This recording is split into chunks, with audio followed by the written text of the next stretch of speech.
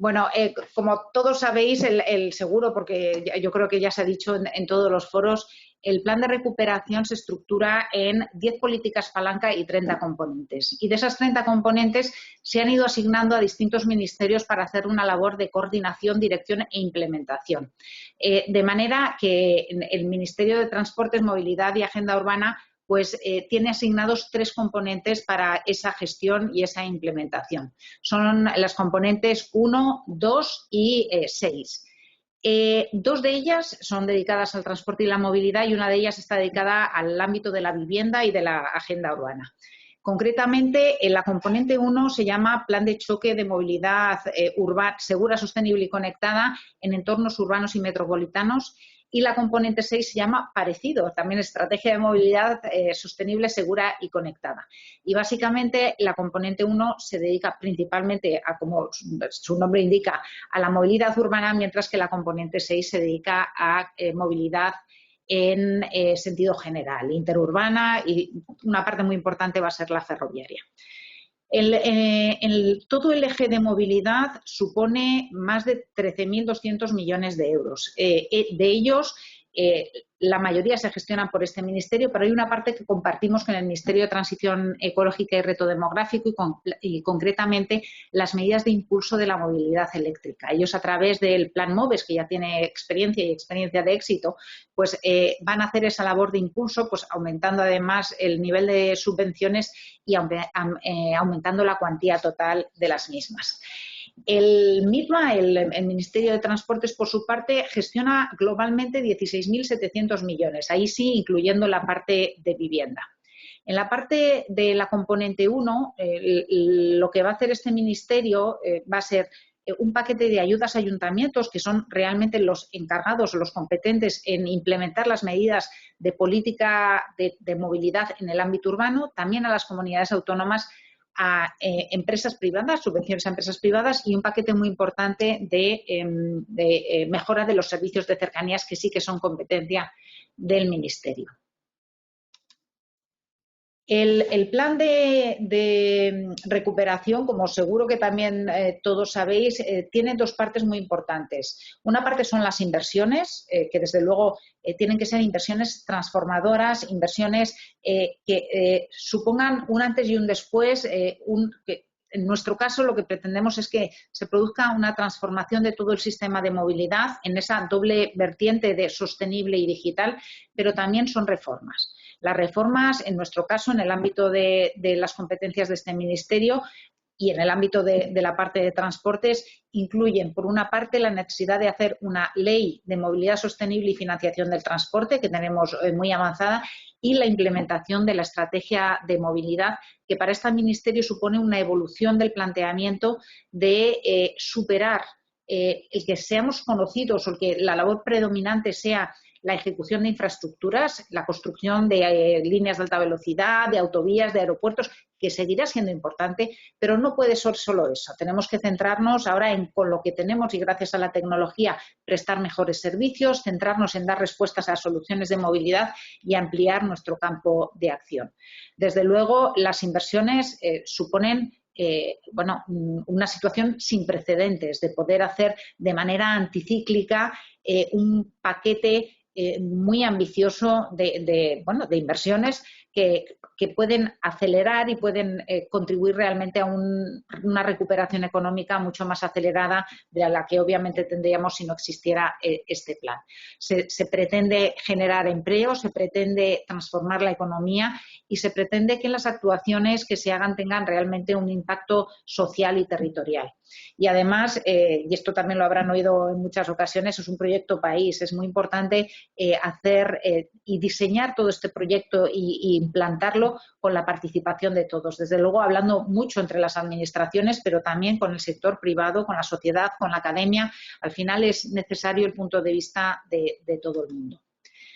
Dentro de lo que va a hacer el Ministerio, habrá una parte que son inversiones propias del MITMA. Somos un ministerio muy inversor y invertimos mucho en infraestructuras y continuaremos haciéndolo. Y en ese apartado vamos a destinar 7.600 millones de euros. Y luego habrá una parte que se cogestiona a través de un programa de ayudas a comunidades autónomas, ayuntamientos y a empresas privadas, como decía antes, que conjuntamente suponen 3.600 millones de euros. Dentro de las inversiones del propio Ministerio, las que ejecutaremos directamente o a través de las empresas públicas de Renfe o de Adif principalmente, tenemos el paquete más importante, se lo lleva el transporte ferroviario a través de 6.200 millones que se ejecutarán para, como he mencionado anteriormente, la mejora de los servicios de cercanías, el culminar o prácticamente culminar los ejes transeuropeos, el avanzar en intermodalidad y en logística ferroviaria, que tiene campo de mejora, y en general ya no solo los corredores transeuropeos, sino todos los tramos que están incluidos en la red transeuropea. Habrá también una parte dedicada a carreteras y ahí muy vinculada no a construcción de nuevas infraestructuras, sino a adaptación tecnológica de las que tenemos, tanto en túneles como en sistemas de ITS, de Intelligent Transport Systems, y una parte también de humanización cuando las carreteras pasan por las zonas urbanas. 306 millones de euros irán destinados a cuestiones de accesibilidad y sostenibilidad de las autoridades portuarias, de los puertos, y 100 un poco para el resto de entidades que forman parte del MITMA. De los 3.600 millones de euros, habrá 1.010 que se va a destinar a comunidades autónomas, 1.500 a entidades locales y 1.090, esto es las cosas de los redondeos, 1.090 que van destinados a las empresas. De la parte de comunidades autónomas, 900 de ellos irán dedicados a coadyuvar, a, digamos, facilitar la implementación de zonas de bajas emisiones en las ciudades y contribuir a la transformación del sistema de transporte público. Y 110 irán dedicados a digitalización de servicios propios de la comunidad autónoma, sea los sistemas para la gestión del transporte a la demanda, sea para la digitalización de sus propios sistemas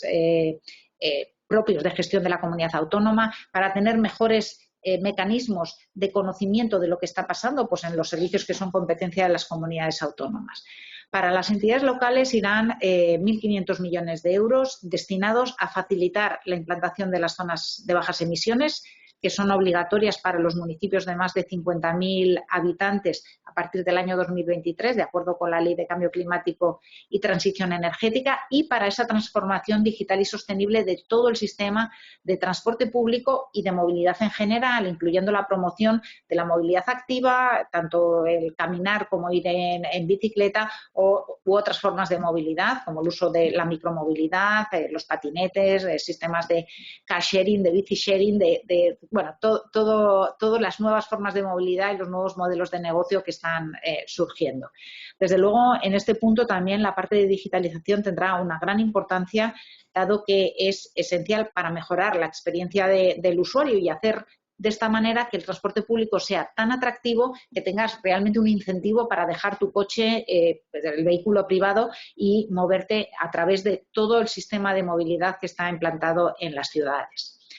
En la parte de ayudas a empresas son 1.090 millones de euros, de los cuales 460 irán a través de un programa de concurrencia competitiva a los mejores proyectos y los mejores proyectos de transformación digital y sostenible.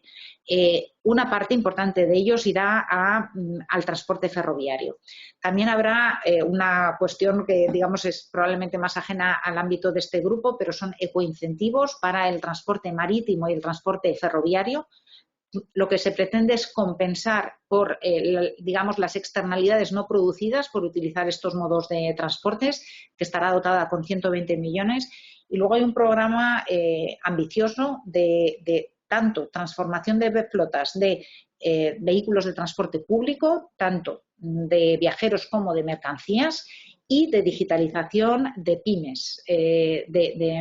pero siempre empresas de transporte. Digamos que como Ministerio nos centramos sobre todo en lo que son las empresas de transporte. ¿Esto cómo lo vamos a hacer? Bueno, las transferencias a comunidades autónomas se van a hacer a través de los mecanismos que existen de conferencia sectorial. Un acuerdo de conferencia sectorial establece cómo se reparten esos fondos y establece también cuáles son las actuaciones en las que se puede invertir, porque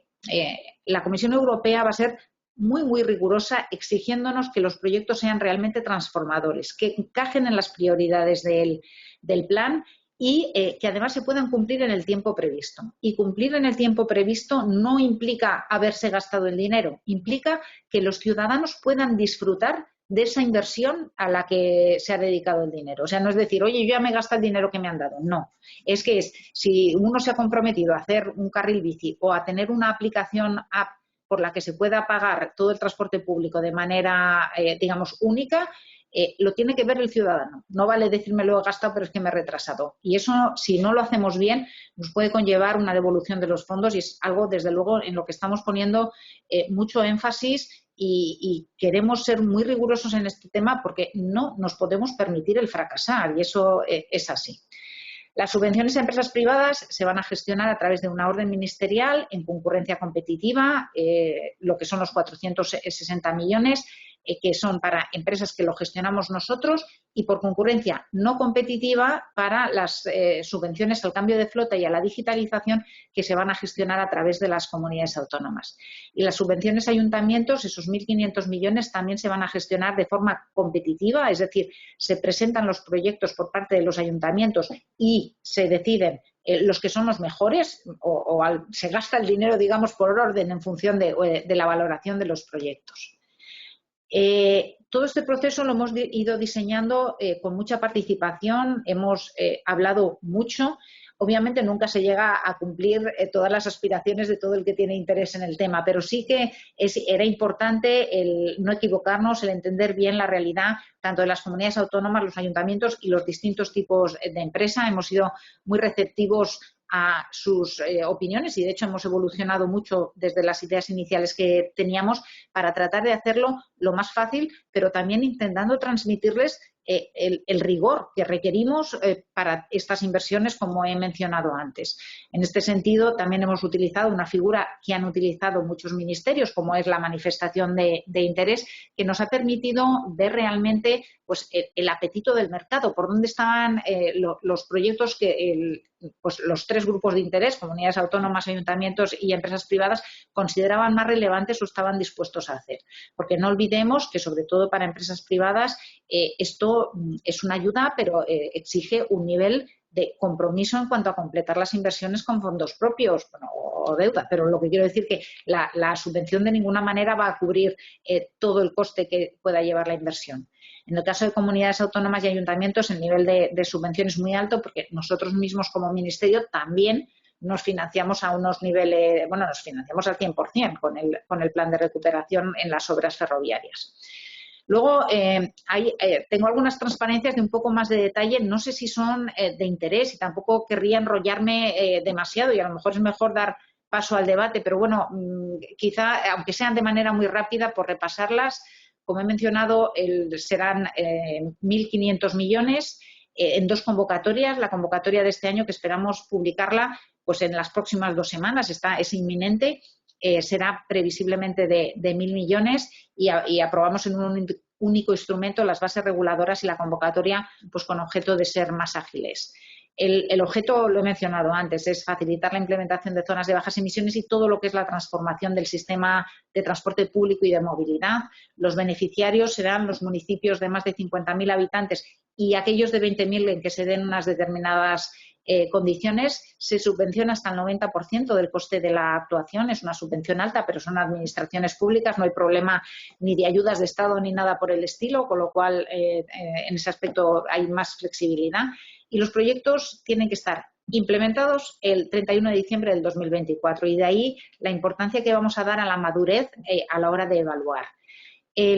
Como he mencionado, serán por concurrencia competitiva, pero sí que se prevé un mecanismo para que los ayuntamientos grandes, que son los que tienen más músculo y tienen más posibilidades de tener proyectos más avanzados, pues no lo acaparen todo, ¿no? Desde luego sería completamente indeseable pues que los 3 o 4 ayuntamientos mayores de España se llevaran una cantidad de fondos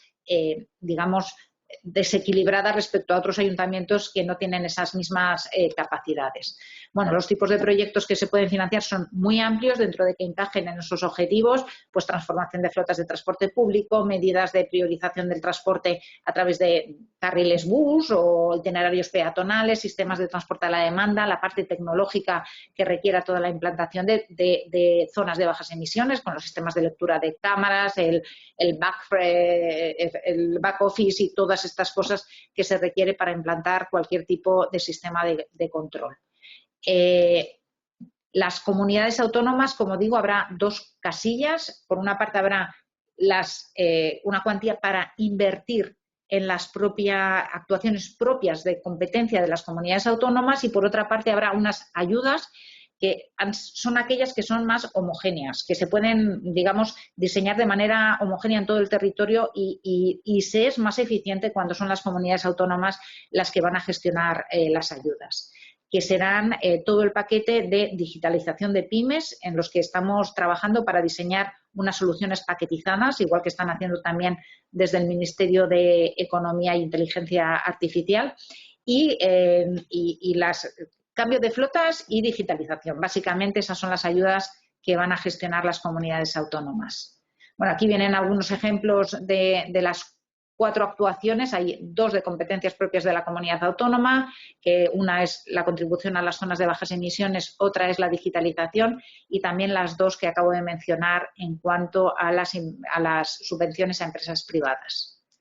Bueno, aquí vienen las cuantías y luego el programa específico que vamos a ejecutar desde el Ministerio serán 460 millones en concurrencia competitiva para empresas públicas y privadas, públicas cuando compiten en un mercado, o sea que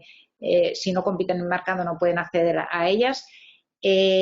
y serán principalmente para, bueno, ahora vemos los temas principales, los 120 millones de euros para los ecoincentivos y luego las que he mencionado antes, los 120 millones que se gestionan a través de conferencia sectorial. Bueno, la convocatoria la sacaremos un poquito después de la de los ayuntamientos, que será la primera probablemente o la semana que viene o la siguiente. Y a continuación, en julio también sacaremos la convocatoria para empresas privadas. Habrá una valoración objetiva con evaluadores externos y se ordenarán los proyectos y aquellos que obtengan una mejor puntuación serán los que reciban la subvención. Estos son los ámbitos en los que se centran ese paquete de inversiones. Hay mucho ferroviario, no todo, pero la interoperabilidad ferroviaria, el fomento de la intermodalidad con facilitación del paso de contenedores de unos modos a otros, la modernización de material ferroviario, también transporte por carretera seguro, sostenible, conectado, en el sentido de que también habrá ayudas para implementación de aparcamientos seguros para transportistas, por ejemplo, aspectos de sostenibilidad en el transporte marítimo aéreo, vinculado principalmente al abastecimiento de energías limpias y una parte específica de digitalización. Bueno, aquí hay cuestiones un poco más de detalle de lo que van a ser los ecoincentivos, que creo que no es el interés de este foro principalmente, con lo cual yo con esto termino mi intervención inicial